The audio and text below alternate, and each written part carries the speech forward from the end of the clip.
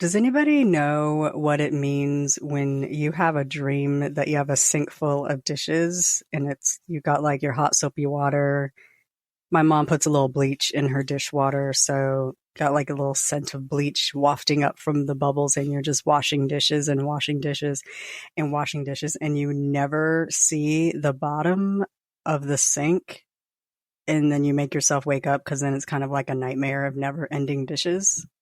Does that mean something? My dreams always mean something. My dreams are always my subconscious talking to me. And so what does that mean? My real life sink is empty. It's currently empty. And yesterday I did laundry and actually folded the clothes and put them away. Maybe the dream is about my writing. I don't know. Welcome. Sometimes it's like, I don't know. I feel like I'm being more and more myself on this podcast, and it's dangerous because I'm a very unserious person. Very. Welcome back to the Bookcast. This is my platform for sharing short fiction and updates on what I'm reading and writing. This is episode 44. I am D.L. White, Atlanta-based author of 11, working on number 12, but 11 contemporary Southern and romantic fiction novels featuring Black men and women. I am also a big fan of books. So we usually begin with the book report, and then we talk about writing. I'm currently working on a Black Diamond novella, and we'll get into that in a few minutes. If you're new here or a seasoned listener, a bibliophile, or just looking for a good read, I hope you'll enjoy today's show. I'm so happy to have your ears for this time, and I am excited to share my love of reading and writing books with you. Writing. Yes, we are writing. If you want to show your support for this podcast or for me as an author, you're most welcome to do so. Thank you so much to my first monthly supporter, Karen the Reader. Hey girl, hey, thank you. I have one monthly tier at the moment. It's all I can handle. It's a $5 show of support. It does not currently have any rewards attached to it, but I'm thinking ahead on how I want to build a benefit into that level of support, like a bonus, a supporters only episode, maybe, a monthly chat, early access to upcoming work, etc. If you would like to show support, please visit my support site at buymeacoffee.com/books by D.L. White. You can offer a one-time or recurring gift, and you can cancel at any time. The other way you can show support is to buy the books. That makes so much sense. Buy the books. Booksbydlwhite.com/books has all of the good stuff. My titles are available in ebook wherever they're sold: Amazon, Barnes & Noble Nook, Apple Books, Kobo Books, or direct from me. I distribute through BookFunnel, which is a super handy app. You can go to payhip.com/booksbydlwhite to put your eyes on all the goods. They're also available on subscription sites like Scribd and Kobo Plus. Let me tell you, I dug into Kobo Plus this weekend, and it is indeed going to be a game changer. I added some books that I didn't have access to on Scribd and aren't at my library, so yahoo! So they're available also to request at your local library. And please do let me know if you request them at your library and you're notified that they are added to circulation. I love seeing that. Libraries buy books. So request my books at your local library. I keep them pretty cheap. So select titles are also available in print and audio directly from me at payhip.com/books by D.L. White. I should also add that they are available in ebook and audio at Kobo Books. If you subscribe to Kobo Plus, you get pretty much unlimited ebooks and audio. So you should definitely look into that. If you order a print title, I will throw in a little bit of free swag, whatever I have stashed away from my good friends of the book. Today we will start with the book report as always. Then I want to talk about progress on Elysium, my Black Diamond novella. I am on vacation, so I'm chilling. So no rants this week. Keep that blood pressure down, man. Keep that blood pressure down. Today is Saturday, May 27th. It is 8:41 a.m. I'm early this week. It is a sunny day in the A.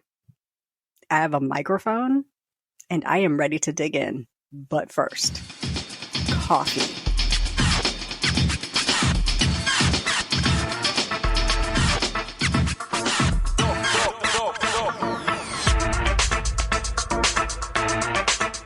Okay, that is really good stuff. It is nice and hot and sweet and creamy. I need to finish so that it will still be hot when I am ready to drink it. So we begin as always with the book report because I am a book head. I have read 71 books of my challenge to read 100 books this year. It's pretty on par for me. I usually hit 100 around September-ish, maybe late September, mid to late September. And then I like to see how far above 100 I can get. One year I think last year I tried to do 150 and I was just dragging myself to that finish line. I don't want to work that hard to hit a goal. So 100 is a good number for me. And then I just like to see how far above 100 I can get. Like 130 is probably a really good goal for me this year. So we'll see if I can hit it, but I'm just going to leave it at 100 until it's quite obvious that I'm going to read way more than that. I'm 31 books ahead on my Goodreads challenge. Yes. 31 books ahead. Can't stop, won't stop. I just be reading. I know a lot of people ask, like, how do you do that? How do you do that? I don't have a life. How many times I have to tell y'all? It's just me and these NSYNC bobbleheads in this room. I just be reading.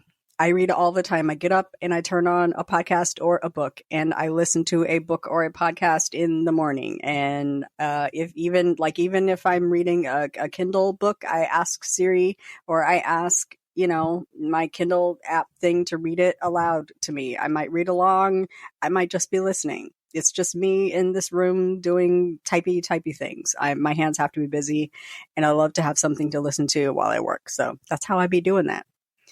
This week, I finished The Remnants of Love Left Behind, a Ganton Hills romance standalone by Aubree Pynn.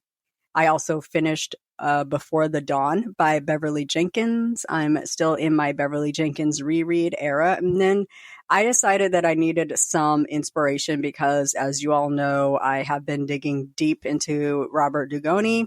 And I have read 9 crime fiction novels in a row. And I said, you know what, sis? You probably need to get into some romance if you're reading a romance because it's real hard to be thinking about lovey, gooey, gushy stuff when you're wondering what happened to the murdered girl from that last book that you read. So get into some romance, right? So I asked for recommendations on Twitter for black romances, blackety black, you so black books where the couple meets online.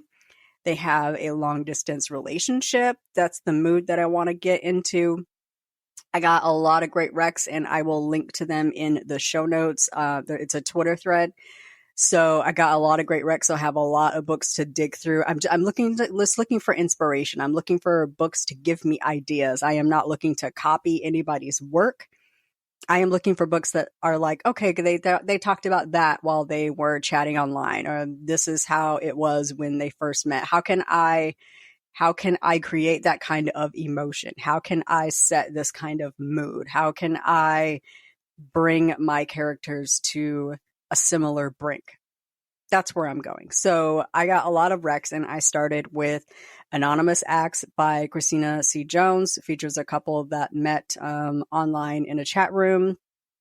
And then a book called Fucking Fall in Love, Friends and Lovers #1 by Nicole Falls. They met when the heroine was out of town and they end up having a long distance relationship. Both were good reads. So I was very happy with that. So there was 4 books that I read this week. This week I am reading A Chance at Love by Beverly Jenkins. I am already loving it.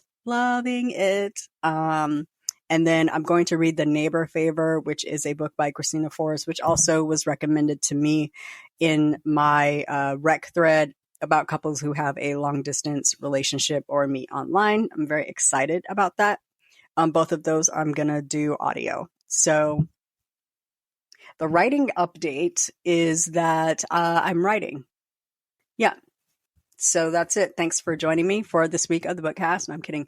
I'm writing. I am making progress. My brain is braining. The characters are talking. They're in my mind. They're talking. They're revealing traits and details the more that I go over and over the chapters.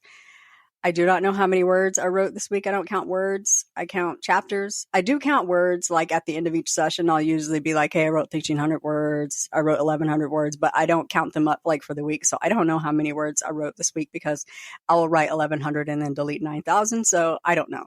I count chapters and I have made it to chapter 4. My process is a lot of one step up and 2 steps back, which probably annoys a lot of writers, but it is my process. It is how I work. There is a big rule that you're not supposed to edit as you go. You just type, keep going forward, keep moving, keep going. Nothing to see here. That's not how I work. Because for me, having to go back and fix something in chapter 1, like well after I have hit like chapter 26 sounds like torture to me. I would rather fix it while I'm thinking about it. Like everything from chapter 1 through chapter 4 needs to be set because that's what's going to feed chapter 5, 6, 7, 8. Everything builds on each other for me. So everything has to flow. So I will typically, when I open up my document, go back to the last chapter that I wrote because it's the last chapter is always going to be like something I just tossed up there, like words on page. They don't even make sense. Just words. It's just like a skeleton of a chapter.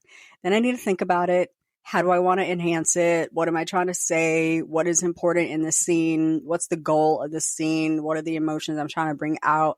How do I bring all of the senses, the feelings, the emotions into this chapter? And that's when the creative things start happening. So then I might sit back.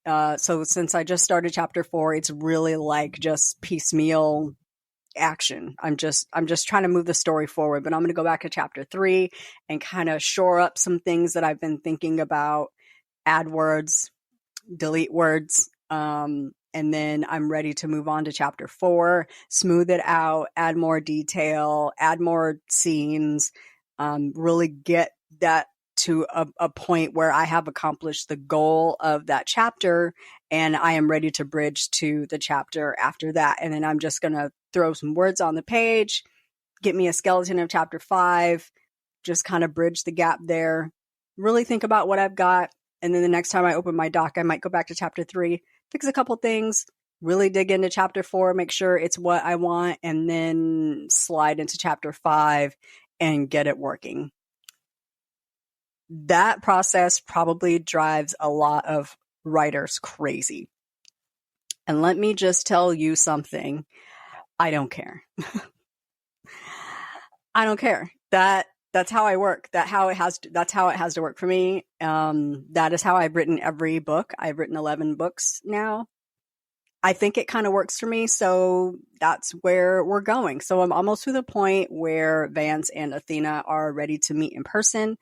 That's really what I'm focusing on right now. And I had this kind of moment in Hey Lover that really had me at a standstill for weeks, where 2 people that had split some time ago, they meet up again years later. And like, what is that moment when you see a person that you haven't seen in a long time and there's obviously residual care, there's residual feelings, there might be hurt, there might be anger, but there's also curiosity about that person. Who are they now? Where have they been for the last however many X years? Like, what's that moment when they first see each other? What is that moment going to be like? Vance and Athena met online. They have not yet met. And so that moment when they meet each other, like, it has to be right. And I know I'm not going to hit it. I'm not going to hit those notes the first time I write that chapter, but I want to give it like a sense. I need something to build on. And so that's what I'm working on, that moment that they meet. How do I involve all of the senses, bring all the feelings to the forefront, put them into words, and convey that on the page? Writing is hard. So that's where I am. That's what I'm working on. So I noted earlier I'm on vacation. So I've been trying to spend a lot of time reading for inspiration. trying to relax, like put my brain into like relax mode and not like work like a dog mode. I'm hoping to get Vance and Athena at least to the island before I hit the writing challenge, so that I can put all those words that during the Word Makers Challenge, I can put all those words towards writing a romantic 3-day vacation for my couple. So I'm kind of excited about that. But I did roll into Chat GPT and ask it to plan me a romantic beachfront 4-day, 3-night itinerary for a vacation. So I have lots of ideas to jump off of, to bring into my document. So we'll see where I end up, but that's the plan. Cross your fingers. Wish me good luck, good writing vibes, and lots of Skittles. I'm kind of excited to get to what I call the point of no return, which is where I know I'm deep in the book and I can't stop, and I see the light at the end of the tunnel, and I know the book is going to happen, because that's when I can start sharing like visuals and sample Sundays. And maybe if I get some more people who want to be a part of the supporters group, maybe I will start sharing some exclusive snips in there before anybody else gets them. So kind of excited about that. There's another, I guess there's another nudge to go to buymeacoffee.com and show me some love. Give us a love offering. Show, some support. I only have one tier. It's a $5 tier. So moving on. In-person appearances almost never happens unless it's local. I don't really do book sales. What do they call them? Book appearances. I don't really do them unless they are local, because I can't afford to fly me and my books anywhere to lose money.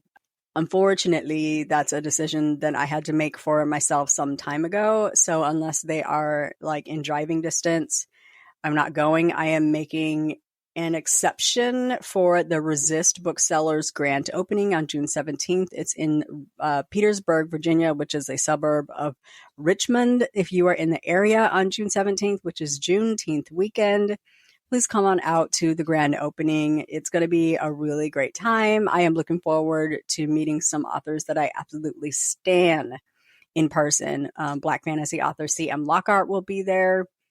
Romance author Danielle Allen will be there. My favorite podcaster, Audra Russell, with Between the Reads and Staying on Code will be there. I know there are some people that are coming to peruse the store, to proverbially break the champagne bottle over the bow of that ship. I don't know where that visual came from, but it's a good luck thing. So I'm excited. It's going to be like a little reunion. I haven't seen Demetrius, who owns Resist Booksellers, since year before last. I spent my birthday up in the DC area. We had a really great lunch and such a great talk. So hoping to see a lot of good people. It's going to be a great time. I am really looking forward to being in the building. So if you are in the area or can get to the area, I implore you to please come out. I will be slanging books. So come on out. You can buy some books and I will sign them. Really super looking forward to that. So, well, it's a short one today. Look at me in like under 30 minutes. That brings us to the end of today's episode. Thank you for joining me for another episode of the Bookcast. I'll be back next week with a reading update and a writing update, because I am on vacation, and yes, I am writing.